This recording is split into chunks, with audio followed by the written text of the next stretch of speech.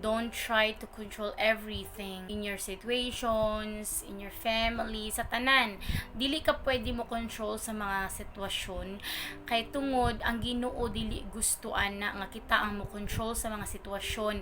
Kay siya ang Ginoo, so siya ang naay karapatan nga mo control sa mga sitwasyon. Kay usahay manggod, kita ang mo control sa mga sitwasyon nga dapat dili ni mahitabo sa kuha, dapat ingani, dapat dili ko mahutdan og kwarta. Ang estudyante ka, dapat makapasa jud ko ani nga exam.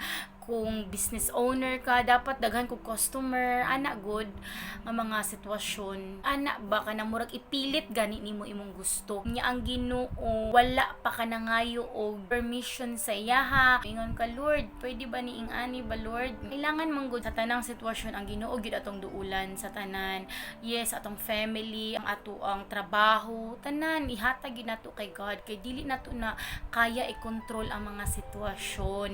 Diba? Dili nato kaya i-control ang mga situations, dili nato kaya i-control ang ato ang mga pamilya, di nato kaya i-control ang atong anak, dili mo kaya i-control ang mga sitwasyon nga nahitabo sa imong kinabuhi, ang dili mahitabo